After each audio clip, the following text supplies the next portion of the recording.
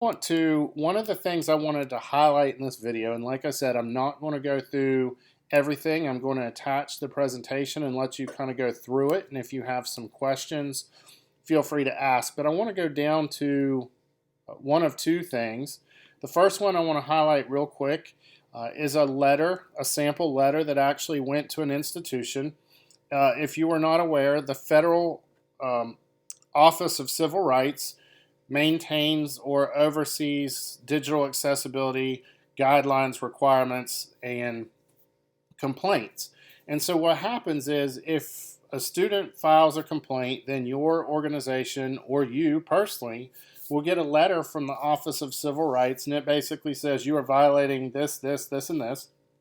You have until a certain date to fix it, and we need to have a detailed plan of what you're going to do to get to that point where it's fixed. And so if not, then legal action could come out of that. And there's a link at the bottom of that slide that talks about accessibility lawsuits in higher education.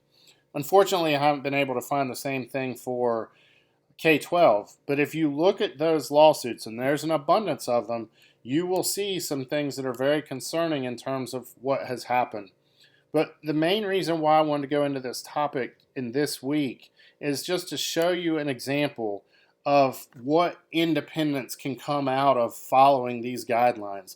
So I want to kind of lay the groundwork for what I want to show you in this video. The video on the right is a sample of a student from the North Carolina School of the Blind independently taking a vocabulary quiz in a Spanish 1 course. So at the top of the video, there's an iPad. In the middle of the video, this device is called a Braille display. It connects to the iPad via Bluetooth. The line of dots across the bottom is digital Braille that comes up and automatically creates the text in Braille as screen reading technology reads through the page. You have joystick or keyboard controls on the right and left that help navigate. And then if you look at the very bottom of the video, it's kind of hard to see. It's white down here in the bottom corner. And what that is the vocabulary printed out in Braille for the student. So in the left hand, the student is using Braille to go over the vocabulary words, definitions.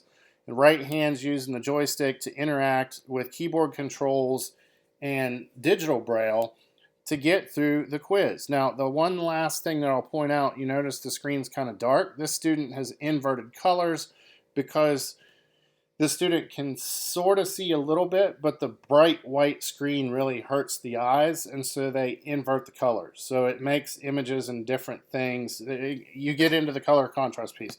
Anyways, let me play the video for a minute. Image by radio button, fire, radio button, space, L, A, space. Okay, so you heard radio button, radio button. Those are answer choices to a multiple choice quiz that the student's going down through. So the student listened to all the options.